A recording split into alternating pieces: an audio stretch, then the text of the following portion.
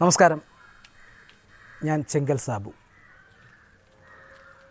Ben Johnson എന്ന് പറയുന്ന പേരുമായിട്ട് നമ്മളുടെ അതുല്യ നടൻ കലാഭവൻ മണിക്ക് എന്താണ് ബന്ധം? അതിനെക്കുറിച്ചാണ് ഞാൻ ഈ വീഡിയോയിലൂടെ പറയുന്നത്. കലാഭവൻ മണി ഒരു സാധാരണക്കാരനായി ജനിച്ച് ഓട്ടോക്കാരനായി, മിമിക്രിക്കാരനായി, തെന്നിന്ത്യയിലെ എല്ലാ ഭാഷകളിലും അഭിനയിച്ച് തൻ്റെ പ്രേക്ഷകരുടെ ഇടയിൽ അതുല്യമായ സ്ഥാനം കൈവരിച്ച അതുല്യ നടൻ 2016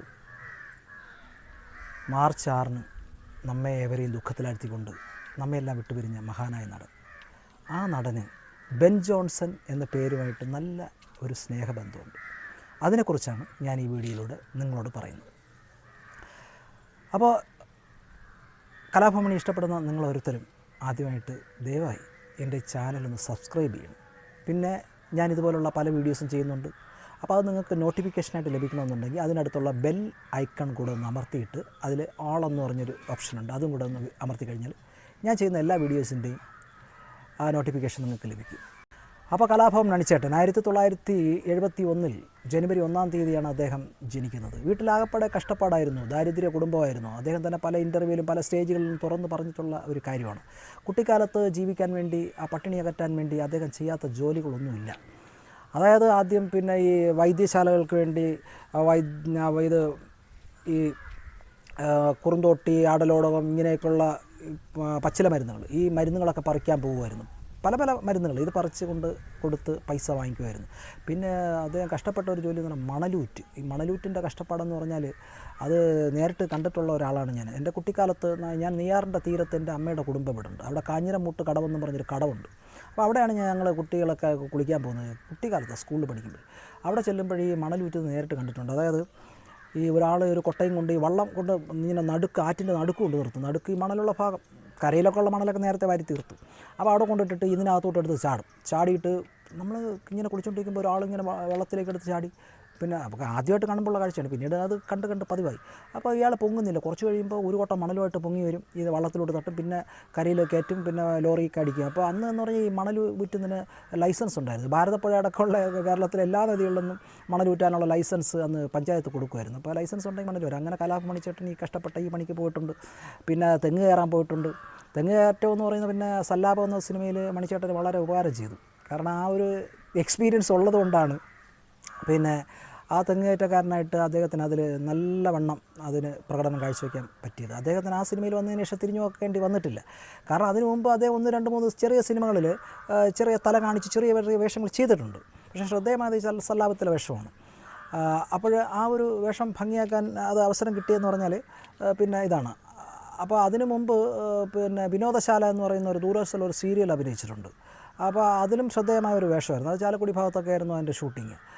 പിന്നെ അപ്പോൾ അതിന് ശേഷമാണ് പിന്നെ ദില്ലിവേല, രാജകുമാരൻ, പിന്നെ അതിന് മുമ്പാണോ ശേഷമാണ് 4-ാം കെട്ടിലെ നല്ല തമ്പിമാർ, പിന്നെ അങ്ങനെ കുറച്ച് പടങ്ങളൊക്കെ ചെയ്ത് പിന്നെ എക്സ്ക്യൂസ് മീ ഏത് കോളേജിൽ ആ പടത്തിലാണ് അദ്ദേഹം ആദ്യമായിട്ട് വിഗ് വെച്ച് അഭിനയിക്കുന്നത്. അപ്പോൾ അതിൻ്റെ ഷൂട്ടിംഗ് ചിത്രാഞ്ജലി, നമ്മൾ തിരുവനന്തപുരത്ത് ചിത്രാഞ്ജലിയിൽ വെച്ചായിരുന്നു. പ്രേംകുമാർ ഏട്ടനായിരുന്നു പിന്നെ കലാഭവൻ മണിക്കൊപ്പം അഭിനയിച്ചത്. അപ്പോൾ മണിച്ചേട്ടനോട് പിന്നെ പ്രേംകുമാറിൻ്റെ ചേട്ടന് എനിക്ക് പിന്നെ ഒരു മുൻകാല പരിചയം ഉണ്ടായിരുന്നു. അതിനെക്കുറിച്ച് ഞാൻ പറഞ്ഞു വരാം. അന്ന് ഞാൻ പിന്നെ ഈ ചിത്രാഞ്ജലി പോയി മണിച്ചേട്ടനെ കണ്ടു, സംസാരിച്ചു.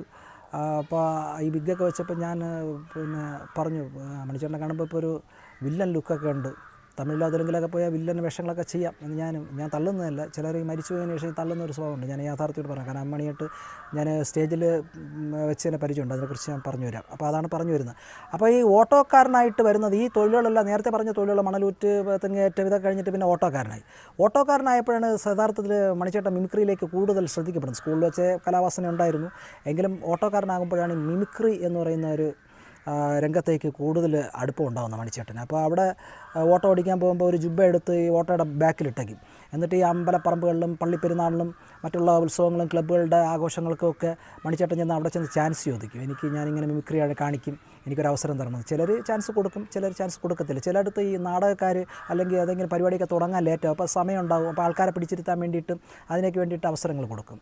അപ്പോൾ മണിച്ചേട്ടൻ കയറിക്കഴിഞ്ഞാൽ പിന്നെ ജനങ്ങളെ ഒന്നടങ്ങ് കൂവലാണ്. കാരണം എന്ന് പറഞ്ഞാൽ ഈ കറുത്ത രൂപവും ആ ഒരു മെലിഞ്ഞ പ്രകൃതവും, ഹൈറ്റ് ഉണ്ടെങ്കിലും ഒരു ആശം മെലിഞ്ഞിട്ടായിരുന്നു. ഇതിൽ മുടിയൊക്കെ നീട്ടി വളർത്തിയിരുന്നെന്ന്. പഴയകാല വീഡിയോസും ഫോട്ടോസും ഒക്കെ കാണുമ്പോൾ നിങ്ങൾക്ക് മനസ്സിലാവും. അപ്പോൾ ആ സമയത്ത് ആൾക്കാർ ഭയങ്കര ഒന്നിറങ്ങ് കൂവല. അപ്പോൾ മണിച്ചേട്ടൻ പറയും, ഞാൻ പരിപാടി തുടങ്ങിയിട്ടില്ല, നിങ്ങൾ പരിപാടി തുടങ്ങിയതിന് ശേഷം നിങ്ങൾ കൊള്ളാമെന്നുണ്ടെങ്കിൽ നിങ്ങൾ കൈയടിച്ചാൽ മതി, അല്ലെങ്കിൽ നിങ്ങൾ ഇഷ്ടം പോലെ കൂവിക്കുമെന്ന് പറയും. ഒരു 10-15 മിനിറ്റൊക്കെ കൂവലായിരിക്കും. അത് എന്ത് കാണിച്ച് നല്ലത് കാണിച്ചാലും ഒരു കൂവും. കാരണം സ്വന്തം നാട്ടുകാരനെ, ഈ പുള്ളി അറിയാം, ഓട്ടക്കാരനല്ലേ, അപ്പോൾ അറിയാമെന്നുള്ള ജനങ്ങളാണ്, അതുകൊണ്ട് ചുമ്മാ കൂവിത്തള്ളും. അവർ വേറെ നല്ല നാടകങ്ങളോ ഗാനങ്ങളൊക്കെ കാണാൻ ഇരിക്കുന്നവരായിരിക്കും. അപ്പോൾ പുള്ളിയുടെ ഒരു 10-15 മിനിറ്റ് കഴിയുമ്പോൾ പിന്നെ പരിപാടിയുടെ സ്വഭാവങ്ങൾ മാറാൻ ഈ നാടൻ പാട്ടുകൾ. പിന്നെ അന്ന് മണിച്ചേട്ടൻ അന്നേ നാടൻ പാട്ടുകളൊക്കെ പാടും. അപ്പോൾ ആ പാട്ടുകൾ, പിന്നെ സ്വന്തം ജീവിത ചരിത്രങ്ങൾ, പിന്നെ കഥകൾ, പിന്നെ പലതും പറഞ്ഞ്, പിന്നെ അദ്ദേഹത്തിൻ്റെ മാസ്റ്റർ പീസായിട്ടുള്ള ഒരുപാട് ഐറ്റങ്ങളുണ്ട്.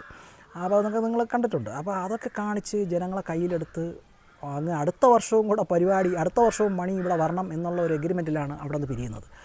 ആ സമയത്ത് ഇതുപോലുള്ളൊരു പ്രോഗ്രാം കലാഭവനിലെ പീറ്റർ എന്ന് പറയുന്ന ഹിന്ദി പാട്ട് പാടുന്ന ഒരു ഗായകൻ ഇത് കാണുകയുണ്ടായി. കണ്ടിട്ട് കലാഭവനിൽ ചെന്ന് പറഞ്ഞു, ഇങ്ങനെ നമ്മുടെ നാട്ടിൽ ചാലക്കുടിയിൽ ഇങ്ങനെ മണി എന്ന് പറഞ്ഞിട്ട് ഒരു ആർട്ടിസ്റ്റ് ഉണ്ട്, പുള്ളി ഇങ്ങനെ ഒറ്റയ്ക്ക് പെർഫോം ചെയ്യുന്ന ഒരാൾ ഇന്ന ഐറ്റങ്ങളൊക്കെ അവതരിപ്പിക്കും. അപ്പോൾ എങ്കിൽ കലാഭവനിലോട്ട് വരാൻ വേണ്ടി അച്ഛൻ്റെ അനുവാദത്തോടുകൂടി, ആബേലച്ഛൻ്റെ അനുവാദത്തോടുകൂടി വരാൻ വേണ്ടി പറഞ്ഞിരുന്നു.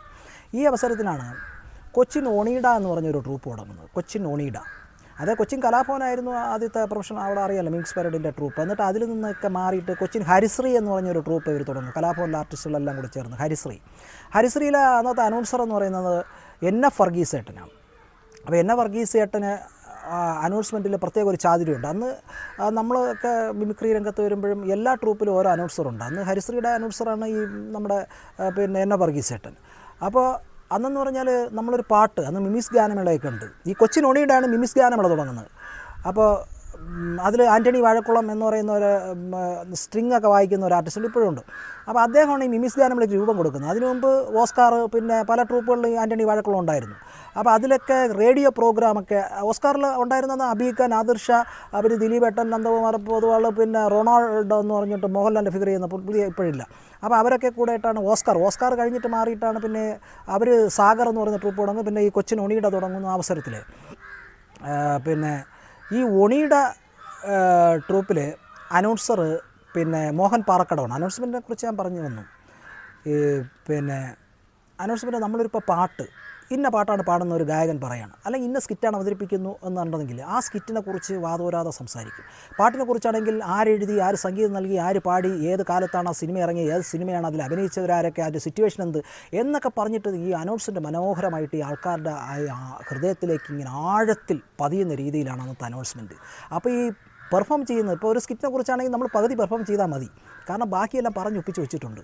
അതിലൊരു പാട്ടാണെങ്കിൽ ഗായകൻ എളുപ്പമാണ്, വന്ന് പിന്നെ അന്ന് പകുതി പെർഫോം ചെയ്താൽ മതി. അപ്പോൾ ഞാൻ പറഞ്ഞത് ഒണിയുടെക്കുറിച്ച്. ഒണിയുടെയിലെ അനൗൺസർ മോഹൻ പാറക്കടവ്, അദ്ദേഹം NF വർഗീസ് ഏട്ടന് ശേഷം അദ്ദേഹത്തിന് പകരം NF വർഗീസ് ഏട്ടൻ സിനിമയിലൊക്കെ പോയ സമയത്ത് ഹരിശ്രീയിൽ വന്ന ആളാണ് ഈ മോഹൻ പാറക്കടവ്. അവിടെ നിന്നാണ് കൊച്ചിൻ ഒണിയുടെയിലേക്ക് വരുന്നത്.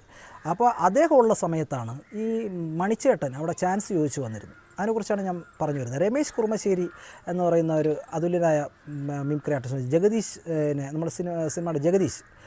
അപ്പോൾ ജഗദീഷിൻ്റെ ശബ്ദം ആദ്യമായിട്ട് കേരളത്തിൽ പിന്നെ അനുകരിക്കുന്നത് ഈ പിന്നെ നമ്മുടെ ഈ രമേശ് കുറുമശ്ശേരി ചേട്ടനാണ്.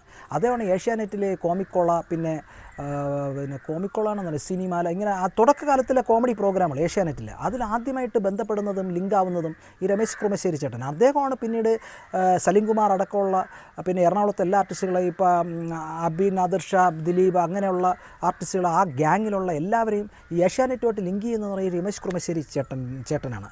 അദ്ദേഹത്തിൻ്റെ നാട്ടിൽ കുറുമശ്ശേരി സ്കൂളിൽ കൊച്ചിൻ ഒണിയുടെ പരിപാടി. അന്ന് ഈ കലാഭവൻ മണിച്ചേട്ടൻ അവിടെ ചാൻസ് ചോദിക്കുമ്പോൾ അതിന് മുമ്പ് എന്താ ബന്ധമുണ്ടെന്ന് ചോദിച്ചു വെച്ചിട്ടുണ്ട്. ആ പരിപാടി കാണാനോ അവിടെ ഇങ്ങനെ അവിടെ രമേശ് കുറുമശ്ശേരി ചേട്ടൻ നാട്ടിൽ കുറുമശ്ശേരി സ്കൂളിലെത്തുകയാണ്. അപ്പോൾ കലാഭവൻ മണിച്ചേട്ടൻ പിന്നെ പരിപാടി കണ്ടു, അതിൽ എന്തോ പെർഫോമൊക്കെ ചെയ്തു. അപ്പോൾ പരിപാടി കഴിഞ്ഞ് എല്ലാവരും വീട്ടിൽ പോയി. പക്ഷേ കലാഭവൻ മണിച്ചേട്ടൻ ഈ കുറുമശ്ശേരി സ്കൂളിൽ കിടന്നുറങ്ങി. കാരണം എന്ന് പറഞ്ഞാൽ പിറ്റേ ദിവസമാണ് കലാഭവനിലെത്തേണ്ടത്. നേരത്തെ പറഞ്ഞില്ലേ കലാഭവനിലെത്തുന്ന ഒരു കാര്യം. അപ്പോൾ പിറ്റേ ദിവസം കലാഭവനിലെത്തണം. അവിടെ കിടന്നുറങ്ങിയിട്ടാണ് പിന്നെ പിറ്റേ ദിവസം രാവിലെ കലാഭവനിലെത്തുന്നു. കലാഭവനിൽ ഇൻ്റർവ്യൂ ഫസ്റ്റ് ഇത് തന്നെ നമ്മളെ കോളിംഗ് ബെല്ലടിക്കുന്ന ഒരു സംഭവമുണ്ട്. നമ്മൾ പല വീഡിയോസിനും മണിച്ചേട്ടൻ ചാനലിലെ പ്രോഗ്രാമിലൊക്കെ കാണിച്ചിട്ട് ഇങ്ങനെ വിസിൽ ഇങ്ങനെ വെച്ചിട്ട് എക്കോ അടിച്ച് പോകും. അത് കേട്ടതോടെ തന്നെ കലാഭവനിലെ ആർട്ടിസ്റ്റുകളെല്ലാം വീണു. പുള്ളി ആ ഒരു ഇതിൽ തന്നെ സെലക്ഷനായി. പിന്നെ പുള്ളിയുടെ മാസ്റ്റർ പീസായ മറ്റേ കുരങ്ങൻ്റെ ഒക്കെ ചേഷ്ടകൾ, കരടി വരണത്, പിന്നെ ആന നടക്കുന്നത്, അങ്ങനെയൊക്കെയുള്ള നമ്പറുകളൊക്കെ കാണിച്ച് കലാഭവനിൽ സെലക്ഷനാവുന്നു. അത് 89-90 കാലഘട്ടത്തിലാണെന്ന് തോന്നുന്നു. അപ്പോൾ പിന്നെ ആ കാലയളവിൽ ഞാൻ തിരുവനന്തപുരത്ത് സംഗമം മിക്സിലായിരുന്നു. 89 92 വരെ തിരുവനന്തപുരം സംഗമം മിക്സ്. തിരുവനന്തപുരത്ത് ആദ്യമായിട്ട് ഷോക്കാടി അടിക്കുന്ന ഒരു ട്രൂപ്പാണ്. അപ്പോൾ അതിലാണ് ഞാൻ കളിക്കുന്നത്. അപ്പോൾ ആ സമയത്ത് കലാഭവൻ്റെ ഒരു പ്രോഗ്രാം കേരള യൂണിവേഴ്സിറ്റി നമ്മുടെ കേരള സർവകലാശാല അതിൻ്റെ കൂടെ ചേർന്നുള്ള സെനറ്റ് ഹാളിൽ കലാഭവൻ്റെ ഗാനമേളയും മിമിക്സും കൂടെ വെച്ചിട്ടുണ്ട്. അങ്ങനെ ഒരു വിവരം കിട്ടി, ഞാനവിടെ പോവുകയാണ്. അപ്പോൾ എനിക്ക് നേരത്തെ ഇങ്ങനെ ഒരു വിവരം കിട്ടിയിട്ടുണ്ട്, ചാലക്കുടി മണി എന്ന് പറഞ്ഞ ഒരു ആർട്ടിസ്റ്റ് കലാഭവനിൽ കയറിയിട്ടുണ്ട്. അന്ന് ഈ ലാൻഡ് ഫോൺ പോലും നേരെ ഇല്ല, PP നമ്പറുകളൊക്കെയാണ്, പിന്നെ കത്തുകളാണ്. എറണാകുളത്തുള്ള കുറേ ആർട്ടിസ്റ്റിലോട്ട് എനിക്ക് ആ സമയത്ത് ബന്ധമുണ്ടായിരുന്നു. അവരിവിടെ തിരുവനന്തപുരത്ത് പരിപാടി അവതരിപ്പിക്കാൻ വേണ്ടി വരുമ്പോൾ നമ്മൾ പരിചയപ്പെടുകയും അഡ്രസ്സ് വാങ്ങിക്കുകയും കത്തുകൾ അയക്കുകയും, കൂടുതൽ കത്തുകളാണ്, കാർഡ് അയക്കും. ഇന്ന് അയച്ചു കഴിഞ്ഞാൽ നാളെ അല്ലെങ്കിൽ മറ്റന്നാൾ കിട്ടും. അങ്ങോട്ടും ഇങ്ങോട്ടും കാർഡുകൾ അയപ്പാണ് പരിപാടി. ഇന്നത്തെ വാട്സപ്പിൽ നമ്മൾ കുത്തും പോലെ അന്ന് കാർഡുകളാണ്. പൈസ കുറവാണ്, ഒരു 19 കാർഡ് വാങ്ങിച്ച് വീട്ടിൽ വെച്ചേക്കും. ദിവസം കത്തെഴുത്താണ് പരിപാടി. പല കൂട്ടുകാർക്കും പല ബന്ധുക്കൾക്കും സ്വന്തക്കാർക്കൊക്കെ അവരിങ്ങോട്ട് വരുന്നു. കാർഡാകുമ്പോൾ പൈസ ലാഭമാണ്, 15 പൈസ കണ്ടുള്ള ഒരു കാർഡിന്. അങ്ങനെയൊക്കെ ആയിരുന്നു. അങ്ങനെ ഈ വിവരം ഇങ്ങനെ ചാലക്കുടി മണി എന്ന് പറഞ്ഞ ഒരാൾ കലാഭവനിൽ എത്തിയിട്ടുണ്ട്, അങ്ങനെയുള്ള ഒരു വിവരം കിട്ടിയിട്ടുണ്ട്. അപ്പോൾ ഞാൻ ഈ പ്രോഗ്രാം കാണാൻ പോയി. മണിച്ചേട്ടൻ അന്നാണ് ആദ്യമായിട്ട് പരിചയപ്പെടുന്നത്. പരിപാടിക്ക് മുമ്പ് പരിചയപ്പെട്ടു, പരിപാടി കഴിഞ്ഞും സംസാരിച്ചു. അപ്പോൾ വിശേഷങ്ങളൊക്കെ പറഞ്ഞ് പേര് പറഞ്ഞിട്ടാണ് അങ്ങോട്ടും ഇങ്ങോട്ടും വിളിച്ചത്. അപ്പോൾ അന്ന് മണിച്ചേട്ടൻ ഒരു ഐറ്റം കാണിച്ചു. ഞാൻ നേരത്തെ പറഞ്ഞില്ലേ, ബെൻ ജോൺസൺ. ആ ബെൻ ജോൺസനുമായിട്ട് കലാഭവൻ മണിക്കുള്ള അടുപ്പമാണ് ഞാനിവിടെ പറയാൻ പോകും. ബെൻ ജോൺസൺ എന്ന് പറഞ്ഞാൽ ആരാ? ബെൻ ജോൺസൺ എന്ന് പറഞ്ഞാൽ 1989 ഒളിമ്പിക്സിൽ ഏറ്റവും വേഗതയേറിയ ഓട്ടക്കാരൻ എന്നുള്ള സ്വർണ്ണ മെഡൽ ലഭിച്ച വ്യക്തിയാണ് ഈ ബെൻ ജോൺസൺ.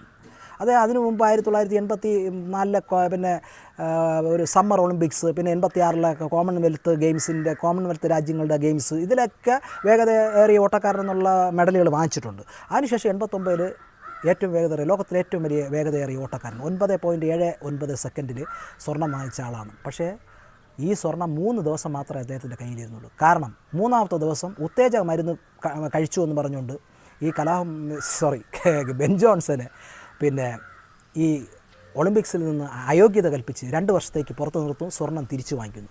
അങ്ങനെ ഒരു വിവാദ പുരുഷനായി പ്രസിദ്ധനായ 3 ദിവസം പ്രസിദ്ധനായ ആൾ പിന്നെ കുപ്രസിദ്ധിയിലൂടെയാണ് അറിയപ്പെടുന്നത്. ഉത്തേജക മരുന്ന് അടിച്ച് സ്വർണം വാങ്ങിച്ച വ്യക്തി എന്നുള്ള. അങ്ങനെ ആ സമയത്ത് ദൂരദർശൻ മാത്രമേ ഉള്ളൂ. അപ്പോൾ അന്ന് ഒളിമ്പിക്സ് ലൈവായിട്ട് ദൂരദർശൻ കാണിച്ചുകൊണ്ടിരിക്കുകയാണ് അവിടെയുള്ള ഐറ്റങ്ങളൊക്കെ. അപ്പോൾ ഈ വാർത്തകൾ ഇങ്ങനെ ബെൻ ജോൺസൺ ഉത്തേജക മരുന്ന്, അതിന് മുമ്പ് 2 ദിവസം മുമ്പ് എന്തായിരുന്നു ഭയങ്കര വേഗതയേറിയ ഓട്ടക്കാരനെന്ന് പറഞ്ഞാൽ അതിങ്ങനെ കാണിച്ചുകൊണ്ടിരിക്കുക. ബെൻ ജോൺസനെ കുറിച്ചുള്ള ഇൻ്റർവ്യൂ, ബെൻ ജോൺസൻ്റെ ജീവചരിത്രം, പിന്നെ അങ്ങനെയൊക്കെ കാണിച്ചുകൊണ്ടിരിക്കുകയാണ്. അപ്പോഴാണ് ഈ ഉത്തേജക മരുന്ന് കഴിച്ചു എന്നുള്ളത്. അതൊരു ഭയങ്കര സ്റ്റക്കായ ഒരു ജനങ്ങളെ, അതായത് സ്പോർട്സ് സ്നേഹികളെല്ലാം ഒരു ആശങ്കയിലാഴ്ത്തിയ ഒരു സംഭവമായിരുന്നു. അപ്പോൾ അതിങ്ങനെ ദൂരദർശനിൽ ഇങ്ങനെ റിപ്പീറ്റ് ചെയ്ത് ഈ ഓട്ടം സ്ലോ മോഷനിൽ ഇങ്ങനെ കാണിച്ചുകൊണ്ടിരുന്നു. ആ ഐറ്റം ബെൻ ജോൺസൻ്റെ ഓട്ടം എന്ന് പറയുന്ന ഐറ്റം കലാഭവൻ മണിച്ചേട്ടൻ ഈ കലാഭവനിൽ ചെയ്യുന്നുണ്ട്. അന്ന് സെനറ്റ് ഹാളിൽ വെച്ച് നേരിട്ട് കാണാനുള്ളൊരു ഭാഗ്യമുണ്ടായി. അപ്പോൾ മണിച്ചേട്ടൻ ഈ ചുവന്ന അദ്ദേഹം ആ ട്രാക്കിൽ അണിഞ്ഞിരുന്ന ആ ഡ്രസ്സ്, ഒരു ചുവന്ന ബനിയനും ചുവന്ന ഷോർട്ട്സും ഇങ്ങനെ ക്യാൻവാസ് ഷൂ ഇതൊക്കെ ഇട്ടിട്ട് ഈ ഓട്ടം നമ്മൾ ദൂരദർശനിൽ കണ്ട് പതിഞ്ഞ് മനസ്സിൽ കിടക്കണം. കാരണം 24 മണിക്ക് വേറെ ചാനലുകളൊന്നും ഇല്ലല്ലോ, ദൂരദർശൻ കണ്ടേ പറ്റുള്ളൂ, കണ്ട് തന്നെ തീരണം. അതുകൊണ്ട് അതിലെപ്പോഴും ഇങ്ങനെ ഈ സ്ലോ മോഷനിൽ ഇങ്ങനെ ആ കാണുന്ന ആ ഒരു സംഭവം കലാഭവൻ മണിച്ചേട്ടൻ വളരെ ഭംഗിയായിട്ട്. പിന്നെ എന്ന് പറഞ്ഞാൽ ഒരു ഫിഗർ എന്ന് തന്നെ പറയാം. കാരണം എന്ന് പറഞ്ഞാൽ അദ്ദേഹം കനേഡിയൻ പൗരനാണ്, പക്ഷേ കറുത്ത വംശജനാണ്. അപ്പോൾ രൂപം കൊണ്ടും ആ കളർ കൊണ്ടും പിന്നെ കരുത്തുറ്റ കാരിൻ്റെ ശരീരം, അത് കലാഭവൻ മണിച്ചേട്ടനുണ്ടല്ലോ ഓൾറെഡി, അതും കൂടെയൊക്കെ വന്നപ്പോൾ ഈ ഐറ്റം കയറിയാൽ ക്ലിക്കായി. അപ്പോൾ കലാഭവൻ മണി ആക്കിയത് ഈ ബെൻ ജോൺസൺ എന്ന് പറയുന്ന ഈ ഒരു സ്പോർട്സ്മാൻ്റെ ആ ഒരു രംഗം അവതരിപ്പിച്ചുകൊണ്ട് പ്രശസ്തനായതുകൊണ്ടാണ് ഈ ബെൻ ജോൺസൺ എന്ന പേരിനോട് ഇത്ര താല്പര്യം. അതുകൊണ്ടാണ് അദ്ദേഹം ബെൻ ജോൺസൺ എന്ന് പറയുന്ന ഒരു ക്യാരക്ടറിൽ ബെൻ ജോൺസൺ എന്ന് പറയുന്ന സിനിമ അഭിനയിച്ചതും ആ ഓട്ടയുടെ മുകൾ ബെൻ 100 എന്ന് പറഞ്ഞ് എഴുതി വെച്ചതും. അപ്പോൾ കലാഭവൻ മണിച്ചേട്ടൻ ഈ ഒരു ബന്ധമാണുള്ളത്. അപ്പോൾ മണിച്ചേട്ടനെ കുറിച്ച് പറയുമ്പോൾ സത്യം പറഞ്ഞാൽ സാധാരണക്കാരനായി ജനിച്ച് സാധാരണക്കാരനായി ജീവിച്ച് അവസാനം നമ്മുടെ പാടി എന്ന് പറയുന്ന അദ്ദേഹത്തിൻ്റെ ഏറ്റവും ഇഷ്ടമുള്ള പല കഥാപാത്രങ്ങൾക്ക് രൂപം കൊടുക്കാൻ അദ്ദേഹത്തിൻ്റെ മനസ്സിൽ പ്രേരിപ്പിച്ച ആ ഒരു ആ സ്ഥലം പാടി എന്ന് പറയുന്ന അവിടെ ആ ഒരു ഷെഡ് നിങ്ങൾ പല വീഡിയോസിലും കണ്ടിട്ടുണ്ടാകും. ആ ഷെഡിൽ കിടന്നാണ് അവസാന നാളുകൾ ഒരു 10-15 ദിവസമൊക്കെ അവിടെ കിടന്നാണ്. പിന്നെ അദ്ദേഹം അവിടെ നിന്ന് ചോര ഛർദ്ദിക്കുകയും പിന്നെ അവിടെ നിന്ന് ആശുപത്രിയിലേക്ക് പോകുന്നതും. അങ്ങനെ സാധാരണക്കാരനെ ജനിച്ചു, സാധാരണക്കാരനെ മരിച്ചു. പക്ഷേ നേരത്തെ ഞാൻ പറയും, തെന്നിന്ത്യൻ ഭാഷകൾ കന്നഡ, തമിഴ്, തെലുങ്ക്, പിന്നെ മലയാളം ഇത്രയും ആരാധകരെ സൃഷ്ടിച്ച് അവരൊക്കെ ഈ മാർച്ച് 6 എന്ന് പറഞ്ഞാൽ ആ ദിവസം, അത് മാത്രമല്ല ആ വീട് കാണാനും, ഇപ്പോഴാ വീട്ടിലാരും താമസമില്ലെന്നാണ് തോന്നുന്നത്, വീട് പൂട്ടിയിട്ടിരിക്കുകയാണ്, അതിൻ്റെ മുന്നിലാണ് ആ സ്ഥലം കാണാനും അവിടെ വരാൻ ഈ തമിഴ്നാട്ടിലുള്ള ഒരുപാട് ആരാധകർ അവിടെ വരുന്നുണ്ട്. ഇത്രയും പിന്നെ മലയാള സിനിമയിൽ ആഴത്തിൽ പ്രേക്ഷകരുടെ ഇടയിലേക്ക് ഇറങ്ങിച്ചെന്ന് വേറെ നടനില്ല എന്ന് തന്നെ പറയാം. പിന്നെ കലാഭവൻ ചേട്ടൻ എന്ന് പറഞ്ഞാൽ ആര് കൈ നീട്ടിയാലും കൊടുക്കുന്ന ഒരു സ്വഭാവമുണ്ട്. ആര് കൈ നീട്ടിയാലും നോ എന്നുള്ളൊരു ഉത്തരവില്ല. അത് പല കൂട്ടുകാരും അത് മുതലെടുത്തിട്ടുണ്ടെന്നാണ് ഇത്. ആരെങ്കിലുമൊക്കെ പറഞ്ഞ് വെച്ച് പൈസകൾ വാങ്ങിക്കാറുണ്ട്, പല കള്ളങ്ങളും പറഞ്ഞ്, അങ്ങനെയൊക്കെ പറഞ്ഞു കേട്ടിട്ടുണ്ട്. അതിൽ എത്രത്തോളം വാസ്തവം ഉണ്ടെന്ന് അറിഞ്ഞൂടാ. പക്ഷേ ഷാജോൺ ചേട്ടൻ പറഞ്ഞ ഒരു കഥയുണ്ട്. എന്ന് പറയാൻ കൊച്ചു കുട്ടികളുടെ മനസ്സാണ് കലാഭവൻ ചേട്ടൻ. ഷാജോൺ ചേട്ടൻ ഒരു ഇൻ്റർവ്യൂവിൽ പറഞ്ഞിട്ടുണ്ട്. ആ ഒരു കാര്യം കൂടെ പറഞ്ഞ് ഞാൻ അവസാനിപ്പിക്കുക. ഷാജോൺ ചേട്ടൻ ഇവർ വിദേശത്തെ പരിപാടിക്ക് പോയപ്പോൾ ഈ വളരെ സ്നേഹമുള്ള കൂട്ടുകാരുടെ കാര്യം പറഞ്ഞിട്ടുണ്ടെങ്കിൽ ഇതിലേക്ക് വന്ന് കൂട്ടുകാർ പറയുന്നതൊക്കെ ഇപ്പോൾ കൂട്ടുകാരോട് എന്ന് പറഞ്ഞാൽ ഏത് കൂട്ടുകാരെന്തോടാ പള്ളി പെരുന്നാളുണ്ട് അല്ലെങ്കിൽ ഇങ്ങനെ ഒരു കല്യാണമുണ്ട് വേറെ എന്നിട്ട് അടിച്ച് പൊളിക്കുക നമുക്ക് സെറ്റപ്പ് കാണുമെങ്കിലും മണിച്ചേട്ടൻ അതിലെല്ലാം ചെയ്ത് പങ്കെടുക്കും. അത് തന്നെ കൊടുക്കും വിനയായിട്ട് മാറിയത് അവസാനം മണിച്ചേട്ടന് മനസ്സിലായി. ആര് വിളിച്ചാലും കൂടെ പോകും. ഇങ്ങനെ ഒരു പാർട്ടി ഉണ്ട്, ഇവിടെ അമ്പലം ഉണ്ട്, എന്നിട്ട് ആരെങ്കിലും ക്ഷണിക്കും, അങ്ങ് കൂടെ പോകും. കൂട്ടുകാർക്ക് വേണ്ടി എന്നും ചെയ്യാൻ ഒരു മടിയില്ലാത്ത ഒരാളായിരുന്നു. അപ്പോൾ അതുപോലെ തിരിച്ചു ഇദ്ദേഹം അതുപോലെ തന്നെ. അപ്പോൾ ഈ ചില പിന്നെ കൂട്ടുകാരെ കൂടുതൽ സ്നേഹമുള്ളവരായിട്ട് മണിച്ചേട്ടൻ ചില പിടിവലി നമ്മൾ കൊച്ചു കുട്ടികളൊക്കെ കാണിക്കില്ലേ, കെട്ടിപ്പിടിച്ച് മറിയുക അങ്ങനെയൊക്കെയുള്ള പരിപാടികളുണ്ടായിരുന്നു വലുതായിട്ട് കൂടും. അങ്ങനെ കണ്ട ഈ കലാഭവൻ മണിച്ചേട്ടൻ്റെ വള എന്ന് പറഞ്ഞാൽ അദ്ദേഹത്തെ പോലെ കാരിരുമ്പാണ് വള, നല്ല സ്വർണ്ണ വളയാണ്, പക്ഷേ നല്ല കട്ടിയെന്ന് പറഞ്ഞാൽ ഇരുമ്പിൻ്റെ കട്ടിയാണ്. അപ്പോൾ ഈ വള കയറി കണ്ട ഷാജൻ ചേട്ടൻ്റെ ഇവിടെ കണ്ട കൊണ്ട്. അപ്പോൾ ഷാജൻ ചേട്ടൻ ഭയങ്കര എന്താ മണിച്ചേട്ടൻ കാണിക്കണം, ഇത് പിള്ളേർ കളിയാണ്, കുഞ്ഞു കളിക്കുകയാണെന്നൊക്കെ പറഞ്ഞിട്ട് ഭയങ്കര ദേഷ്യപ്പെട്ടു. മണിച്ചേട്ടൻ സ്ട്രക്കായി പോയി എന്ന് പറഞ്ഞാൽ പ്രതീക്ഷിച്ചില്ല, കളിപ്പോക്കിൽ ചെയ്തതാണ്. അന്നേ ദിവസത്തിൻ്റെ വേറെ സംഭവം ഉണ്ട്. നമ്മളെ ധർമ്മജൻ ബോൽഗാട്ടി വിദേശത്ത് വെച്ചാണ്. അപ്പോൾ ധർമ്മജനുമായിട്ട് ഇങ്ങനെ ഏതോ ഒരു പിടിവലി എടുത്തപ്പോൾ ധർമ്മജൻ്റെ കൈ പിടിച്ച് തിരിച്ച് കളഞ്ഞു, കൈ പിടിച്ച് ബാക്ക് വെച്ച് തിരിച്ച്. അത് പുള്ളിക്ക് വേദന എടുത്ത് പുള്ളി കൈ താണ്ടി പറഞ്ഞു, എന്താ മണിച്ചേട്ടാ എന്നെ കൊല്ലാൻ വേണ്ടി പോവുകയാണ്, എൻ്റെ ഭാര്യ മക്കളൊക്കെ നിങ്ങൾ നോക്കുമെന്ന് പറഞ്ഞിട്ട് ധർമ്മജനും കയറി ഉടക്കി. കാരണം അന്നേരം വേദന എടുത്ത് പുള്ളിക്ക്. കാരണം മണിച്ചേട്ടൻ്റെ കൈ എറിഞ്ഞൂടെ, ഭയങ്കര ഉരുക്ക് മുഷ്ടിയല്ലേ കൈ, അത് പിടിച്ച് ധർമ്മജൻ ആപ്പാട് ഇത്രയല്ലേ ഉള്ളൂ, കൈ പിടിച്ച് തിരിച്ചാൽ വല്ല രക്ഷയുണ്ട്. അങ്ങനെ കലാഭവൻ മണിച്ചേട്ടൻ 2 ഇൻസിഡൻറ്റ്. അപ്പോൾ ഒന്ന് ഷാജോൻ്റെ ഒന്ന് ധർമ്മജൻ്റെ. അപ്പോൾ നേരെ റൂമിലേക്ക് പോയി പുള്ളി, ആരോടും ഒന്നും മിണ്ടിയില്ല, സ്റ്റക്കായി. അപ്പോൾ ഇവർ രണ്ടൊരു ഉച്ചയ്ക്ക് ഊണ് കഴിക്കാൻ നേരത്ത് പിന്നെ ഈ ധർമ്മജനും പിന്നെ നമ്മുടെ ഷാജൻ ചേട്ടനോട് സംസാരിച്ചു. ഞാൻ മണിച്ചേട്ടനോട്ട് ഇങ്ങനെ ഇൻസിഡൻ്റ് രണ്ടുപേരും അങ്ങോട്ടും ഇങ്ങനെ മണിച്ചേട്ടനെ കണ്ടില്ലല്ലോ, ഊണ് കഴിക്കാൻ വന്നില്ലല്ലോ. ഇവർ രണ്ടുപേരും കൂടെ നേരെ അങ്ങ് പോയി, 2-3 മണിയായി. അപ്പോൾ പിന്നെ കഴിക്കാൻ വന്നില്ല എന്ന് പറഞ്ഞ് റൂമിൽ ചെന്ന് നോക്കിയപ്പോൾ സത്യം പറഞ്ഞാൽ കമിഴ്ന്ന് കിടന്ന് പുള്ളിക്കാരൻ കരയുക. നോക്കിയപ്പോൾ ബെഡിൽ മൊത്തം കണ്ണീര് വീഴുന്ന പാടാണ്.